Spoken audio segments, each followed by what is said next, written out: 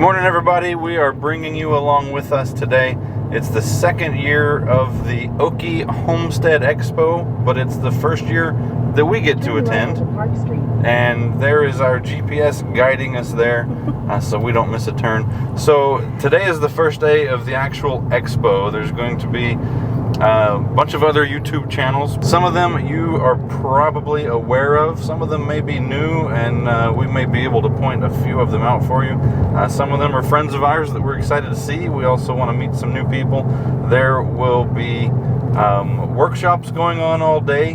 People are putting on how to raise chickens, how to harvest yak hair, not really, but things like that. There's going to be demos of sawmills and blacksmiths and calving station. If you want to practice pulling a calf, helping out a fake cow that needs a little assistance giving birth, all sorts of stuff. It's going to be fun. We're excited to walk around and kind of show you what's going on. I'll interject quickly. It's the first day of the expo, but there are some pre-expo events. And we came up yesterday with some friends of ours, Brett and Lacey, from our Okie Dokie Life YouTube channel. We're excited to hang out with them for a couple of days. And Brett and I did a hog curing workshop, which was actually day 2 of a full-blown hog butchering workshop. We didn't come Wednesday for the first part, but we wanted to see kind of some different ideas for different cuts of pork and curing, preserving, preparing things like bacon. There's a lot going on. Christy can tell you a little bit about what she and Lacey did, and here in just a couple of minutes we will be pulling into the drive. Yeah, Lacey and I did a fermentation workshop that was all day. It started at 9 and ended at 4 with Stacy from OffGrid with Doug and Stacy, and it was phenomenal. She was so kind and wonderful and taught us all sorts of things. We started the day with honey fermented garlic. It's supposed to be really great for colds and ailments you have, and so we got to take some of this home. We made some fermented ketchup, which is a great way to sneak ferments into your kids' food, apparently. And we also got to make some sauerkraut to take home. Overall, it was a fantastic day. We learned a ton in addition to actually physically making things, and we got a cookbook to boot. So yeah, we are so excited about going to the expo today and seeing all the smaller workshops that are going on and all the vendors that are going to be there. It's going to be a fantastic day. This is actually our anniversary trip, so yay! It doesn't get more romantic than pulling a fake calf out of a fake cow, so it'll be fun.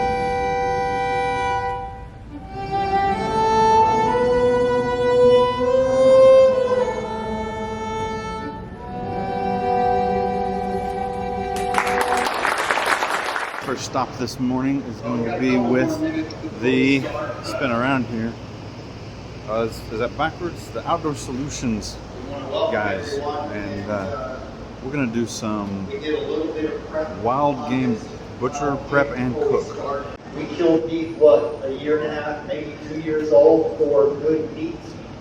Veal is less than 6 months. So, you know, when you got a 6-year-old animal, that thing has been running around in the mountains, and then if it's in the ruts, and it stinks, and it's chasing cows, and it hasn't eaten for 3 weeks, it's going to taste different. So the age of the animal affects its taste and tenderness. And there's factors that go all the way from field dressing on a deer. On those animals, they have the tarsal gland on the inside of the hind leg, and they stink. If you touch that, put it on the meat, you just put a tarsal gland rub on the meat. So now it's going to, you know, and then you let it hang for a week, it's going to taste like tarsal, what we call finger bones here. But this is the loin. So this would be from here to here would be a full pork loin, basically all the way up here under the shoulder. That's a full pork loin. On beef, this would be the New York strip right here. And if we cut steaks right through here, we would have the New York on one side, the filet mignon or the tenderloin on the other side. We would get porterhouse right here and T-bone right along this. And this is probably one of the other really most important things that I need to show you is if I follow the contour of these ribs and go like this, I'm going to put a big gash in that meat. When you get right here, the bone goes straight in. So that's why we call it a saddle, so that when the ribs come up and then they make a hard left turn or right turn, and it goes straight in. You have to go straight in, because if you don't go straight in with your knife, you're going to ruin this big, beautiful piece of meat. Funny, I'm cutting this up with this. Usually I use my boning knives. So these are, Deborah will show you, these are the made with meat knives that we So this recipe is called venison pepper pot stew. So traditionally, pepper pot would be cooked with tripe and things like that, which would be the honeycomb tripe, the stomach lining of veal or beef. This one is just going to use some venison shoulder or pork, less tender cuts. And I made a spice mixture and brought it from home so we didn't have to met for things. And again, the recipe's posted, but basically cornstarch as the thickener and a chili powder, cumin, black pepper, garlic powder, kosher salt, paprika, and that's it. So we just make this spice blend ahead. So when I go to hunting camp and I want to make it, you know, I have this already pre-mixed, kind of like pancake mix or something like that. So that's our spice flavor. We're going to add these. So we're going to open these up, and I just got, you know, diced tomatoes. Let's see if I remember how to use this can opener. Yeah, it works. It is diced, right? Yeah.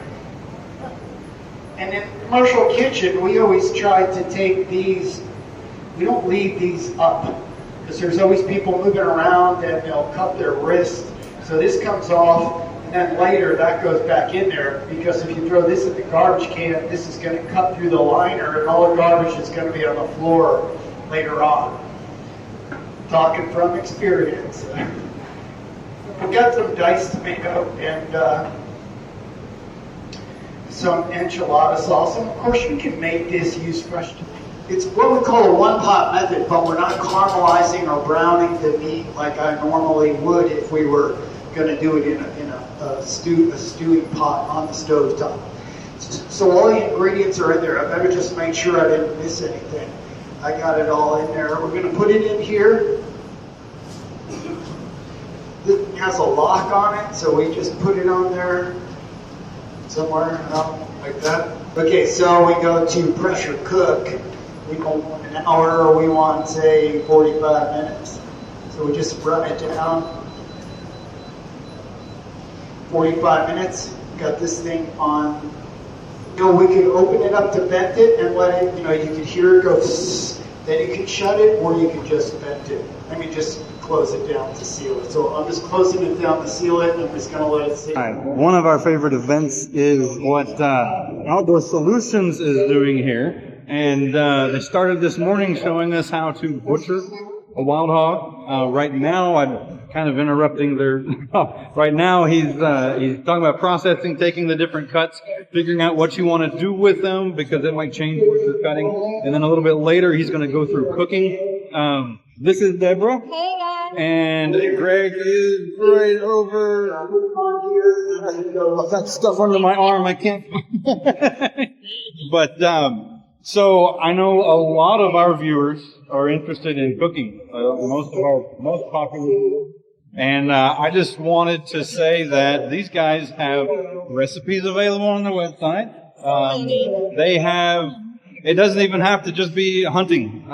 They have field-to-table events and things. If you're a hunter, they'll show you what to do with that. But if you're raising animals on the homestead, if you just go down to the butcher and buy something, they will show you what to do with it. And I wanted to let you tell a little bit about the new website that y'all have. Yes.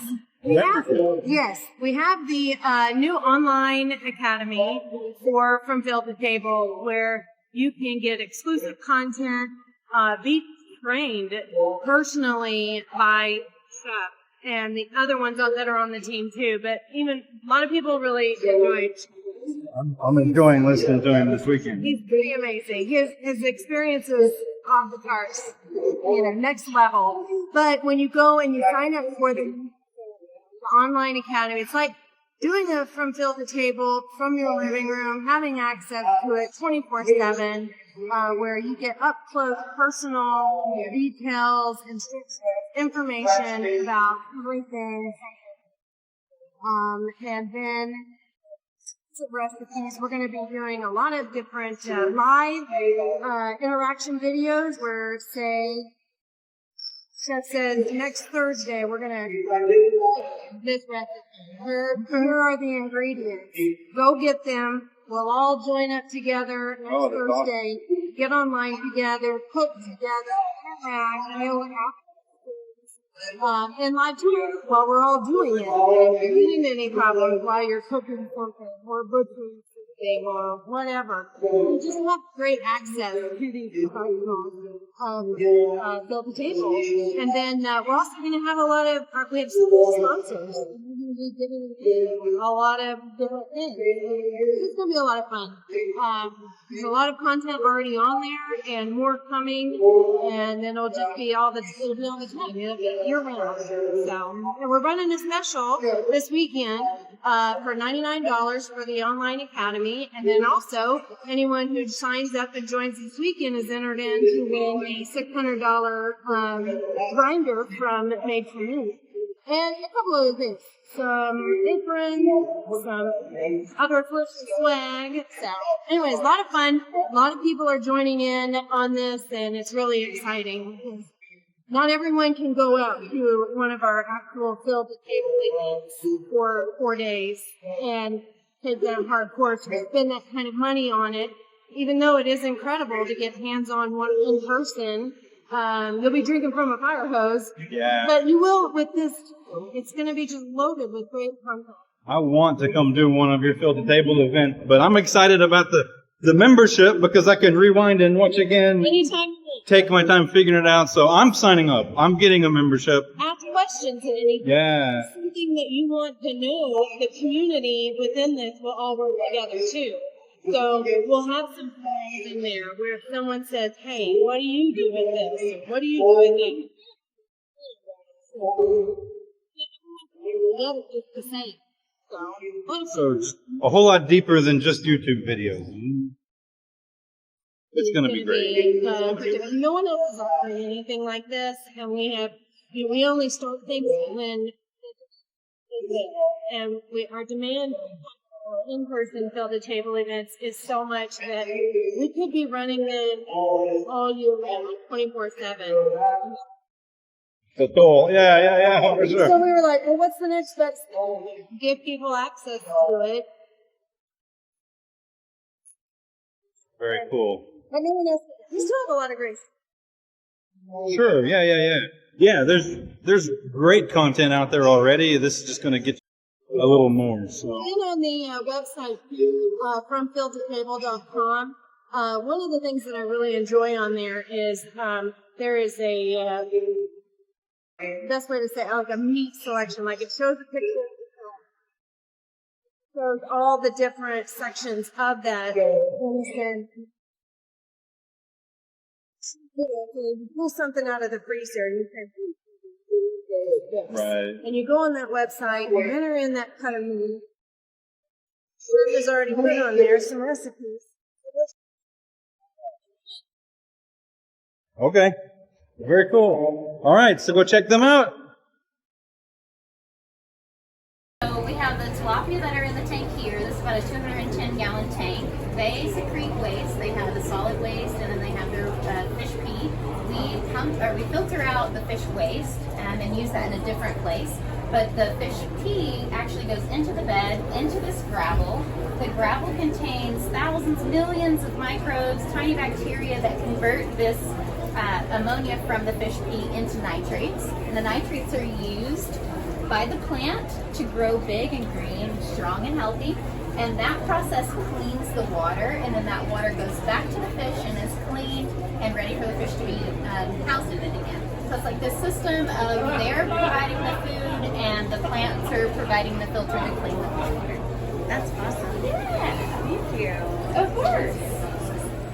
Hello, y'all. So I just want to start by telling you a couple things just about us in case you have no idea who we are.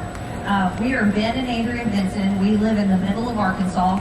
We started, I think it was about 2012. We bought our first homestead animal. It was a pig, and actually several pigs. We went way too big out the gate, but we had like an 8-year-old and a 9-year-old at the time. And now we have an 18-year-old and a 19-year-old, and one about to get married, one just graduated college, one graduated high school.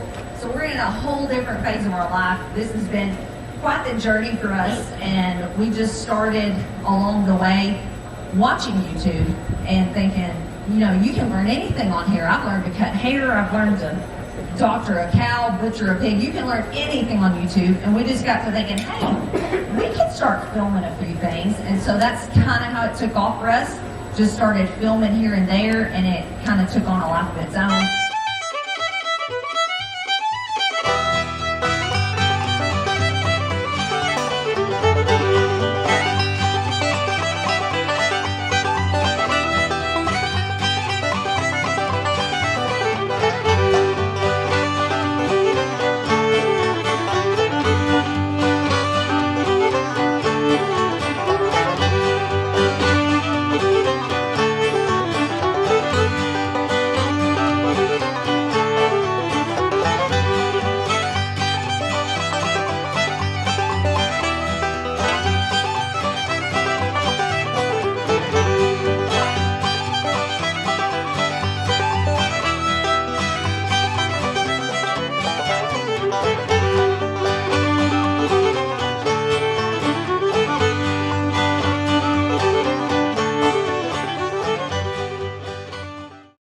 Lunch break now. They got a bunch of food trucks, Mexican, barbecue. The one that I got is Philly cheesesteak in a bowl. Mine is fajita in a bowl. It's really good. So right behind me here, we're about to hop in and join the Walker Farm fam, doing an intro to backyard chickens. We've had chickens for a while, but you can always learn something new, and we're excited to see what they have to share. So let's pop in and see what they've got.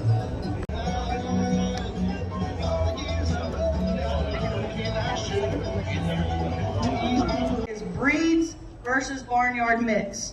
Okay, so this is the Mays County Fairgrounds. This is our local fairgrounds, and our kids come here and they show chickens every year for our fair. So when they show chickens, they need show quality chickens. They need purebreds and those type of things. So if that's what you're looking to do, then you need to have different breeds. But if you aren't interested in that, we'll talk about the barnyards in a second. With breeds, you know what you're getting. You know exactly what they're going to look like. You know their characteristics, kind of. You know what the egg's going to look like. All the things. All right. No pressure. Lance Huntsman. Awesome, Lance. Congratulations. Marilyn Satterfield. All right, Brett Krumholtz from Okie Dokie, our Okie Dokie Life, is going to do the calving demonstration for us.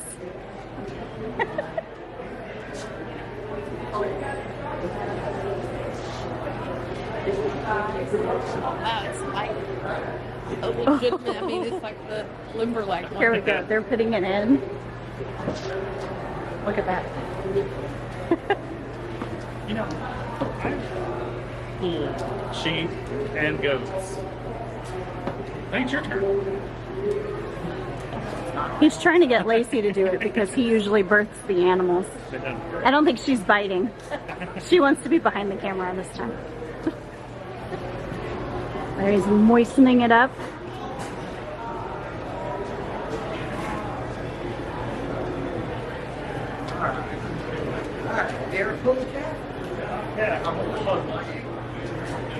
He's identifying the position that this is in. Okay, good. We like that. You don't want to pull it upside down. Then you got to decide, do you have 2 legs? Now he's testing to see if there's 1 or 2 Okay, so you legs got 2 legs. out. We're going to pretty much assume those are front legs. Usually how you can tell that, big claws, it's not 100%, but the big claws are pointed down. I usually think that's a front leg. Big claws are pointed up, I think that's a back leg. He said if the dew claws are pointed down, it's usually a front leg. If they're pointed up, it's a back leg. So now Brett's going to attach the little rope to the leg. Cinch it up. Once you do that, never pull just one, the strap or chain in one spot. You can't break a leg. It's not unusual. So we do what we call a half hitch. I just take my hand, twist it, make another loop. He's making 2 loops to kind of disperse the pressure so that you don't break the leg. Loop. Chains come in different sizes. Some of them are much better. Now, some people like to use individual chains. But go ahead and pull. All right, now he's pulling. These you said you may have to manipulate that head. Just like that. Kind of work it through. Sometimes you can hide.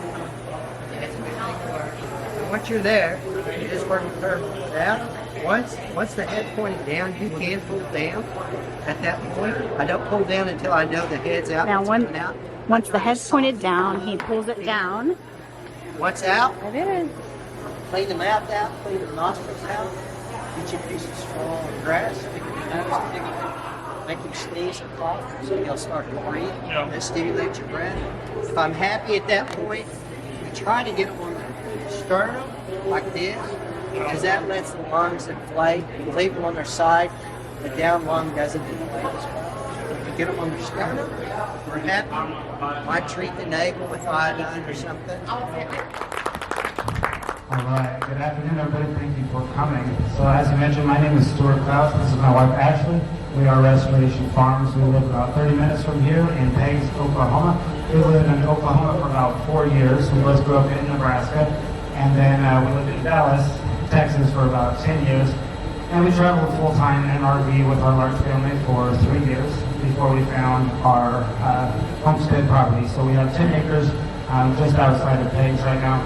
And we teach classes on regenerative farming, herbal medicine, wildcrafting, foraging, and a number of other things. And if you're interested in any of that, we've got all the information and resources at the table. So just to give you an overview of the things that we're going to be talking about, we'll be dealing with wildcrafting and foraging and some of its history. We'll be talking about botany as far as plant identification.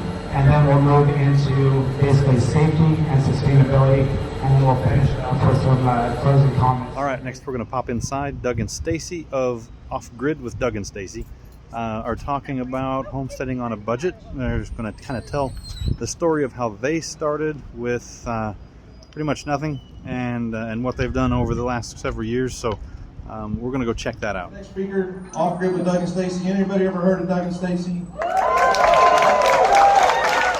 I've been chasing Doug and subscriber count for a long time. I can't catch him.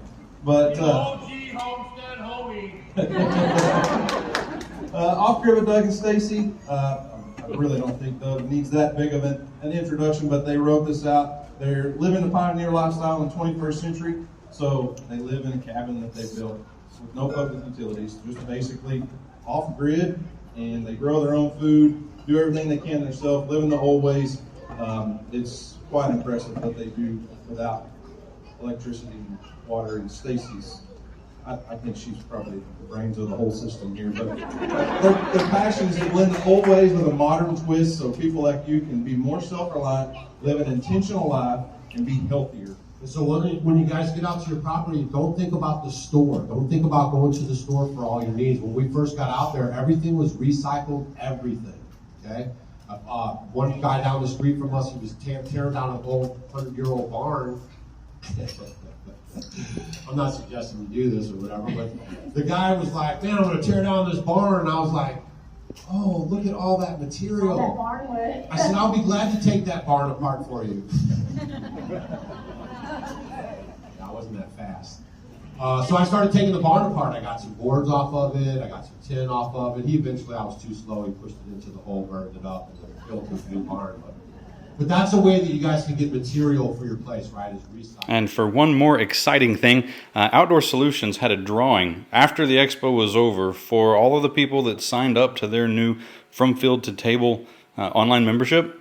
And they gave away this amazing meat grinder.